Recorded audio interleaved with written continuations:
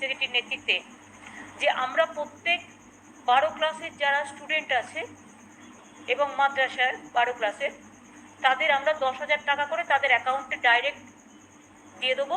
সবাইকে স্বাগত বন্ধুরা, তোমাদের এনজয় লার্নিং জার্নি। তোমাদের যে প্রশ্নটা ছিল যে ট্যাবের টাকা কবে ঢুকবে, আজকে আমি সম্পূর্ণ আলোচনা করে দেবো। এখানে বলে দেবো যে কারা কারা আগে ট্যাব পাবে আর কী ভুল করলে তোমরা ট্যাব পাবে না, টাকাটা সরাসরি তোমাদের ব্যাংকের অ্যাকাউন্টে পৌঁছে যাবে। দেখে নাও, তরুণের স্বপ্ন ট্যাবের টাকা 2024, ট্যাবের টাকা 10,000 টাকা কাল দেওয়া হচ্ছে না, অর্থাৎ 26 তারিখে দেওয়ার কথা ছিল, সেটা কালকে দেওয়া হবে না। অর্থাৎ কবে তাহলে দেওয়া হবে এই টাকাটা, একবার বিস্তারিত আমি তোমাদের দেখিয়ে দেবো, পুরো লাইভ আপডেট এখান থেকে সরকারি নোটিশ।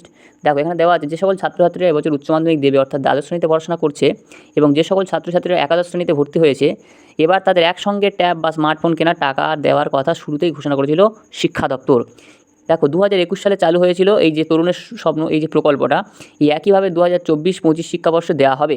তবে প্রথম ধাপে প্রশাসনিক কারণে 5ই সেপ্টেম্বর দিন বদল করা হয়, সেটা তোমরা সবাই আশা করি জানো, যে এর আগে একবার বলা হয়েছিল যে ট্যাব দেবে না। কিন্তু আসল মেন ব্যাপারটা যে তরুণের স্বপ্ন প্রকল্পের লেটেস্ট আপডেট এখন তোমরা দেখে নিচ্ছ।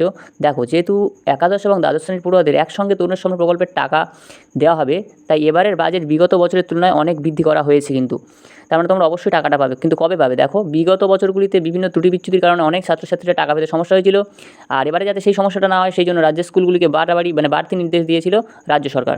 তবে বর্তমানে রাজ্যের বিভিন্ন জেলার বন্যা পরিস্থিতির কারণে আপাতত অনেক সরকারি কাজ অনেকাংশে স্থগিত করা হয়েছে। সেক্ষেত্রে সামনেই কোনো ছোটো বড় অনুষ্ঠান আপাতত করার সম্ভাবনা নেই শিক্ষা দপ্তরের পক্ষ থেকে। কিন্তু ছাত্রছাত্রীরা কবে পাবে ট্যাবের টাকা?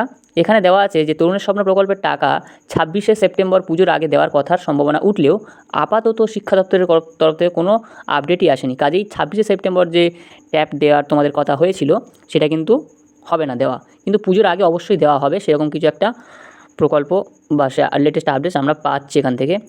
টাকা ব্যাঙ্ক অ্যাকাউন্টে ঢোকার তারিখটা দেখে নিই একবার। 2022 সালে তরুণের স্বপ্ন প্রকল্পের টাকা 14ই নভেম্বর শিশু দিবসের দিন থেকে ছাত্রছাত্রীদের অ্যাকাউন্টে দেওয়া শুরু হয়েছিল। 2023 সালে ট্যাব কেনার টাকা এই 10,000 টাকা 5ই সেপ্টেম্বর শিক্ষক দিবসের পরের দিন থেকে কিন্তু ছাত্রছাত্রীদের ব্যাঙ্কে দেওয়া শুরু হয়েছিল। তাই এখনও অনেকটাই তোমাদের হাতে সময় রয়েছে, পুজোর ছুটির পরেও ট্যাবের টাকা দেওয়া হতে পারে। আবার গত বছরের মতো আগের মতোই যে 14ই নভেম্বর শিশু দিবসের দিন একসঙ্গে একাদশ শ্রেণী এবং দ্বাদশ শ্রেণীর টাকা দেওয়ার একটা সম্ভাবনা থাকছে।